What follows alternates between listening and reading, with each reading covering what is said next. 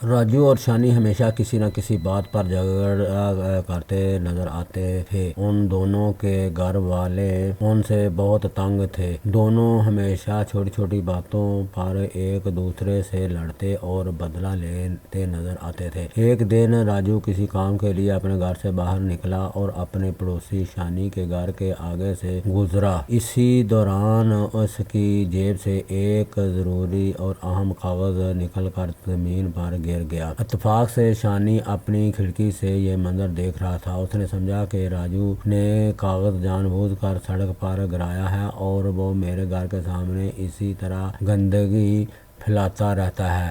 خود ہی اس نتیجے پر پہنچنے کے بعد اس نے فیصلہ کیا کہ وہ راجو کو اس حرکت کی سزا دے گا اور اس سے بدلہ لے گا۔ شانی نے رات ہونے کا انتظار کیا۔ جب ہر طرف اندھیرا چھا گیا تو اس نے اپنے گھر کے کچرے کا ڈرم اٹھایا اور راجو کے گھر کی طرف چل دیا۔ اتفاق سے اس وقت راجو بھی اپنی گھر کی کھڑکی کے سامنے بیٹھا باہر دیکھ رہا تھا۔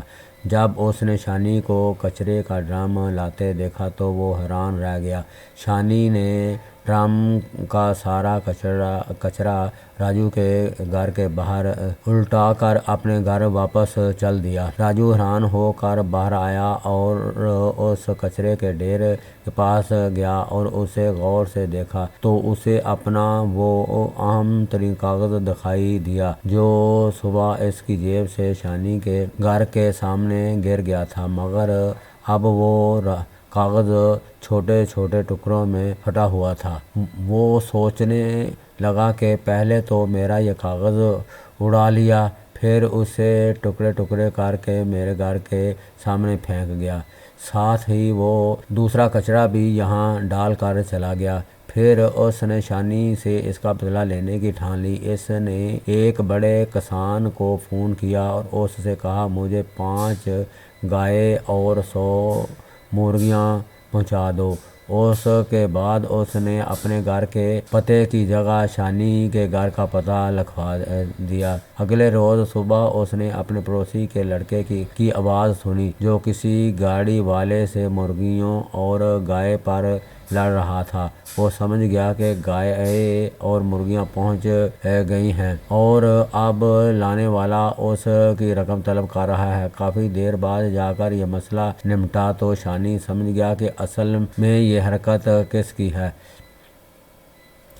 غرض یہ کہ کافی عرصے تک یہ سلسلہ چلتا رہا۔ وہ دونوں ایک دوسرے کو خوب نقصان پہنچاتے رہے، جس کا نتیجہ یہ نکلا کہ وہ دونوں ایک دوسرے کے ساتھ لڑائی کر کے اسپتال جا پہنچے۔ اسپتال میں وہ ایک کمرے میں کافی دنوں تک رہے تو ان کی آپس میں دوستی ہو گئی۔ اس دوران انہوں نے ایک دوسرے کو کاغذ کے گرنے کا واقعہ سنایا تو وہ حیرت سے ایک دوسرے کو دیکھنے لگے۔ آج ان کی سمجھ میں آیا کہ وہ انجانے میں نہ جانے کیا کیا کر گئے تھے جس میں ان دونوں کو ہی نقصان ہوا تھا۔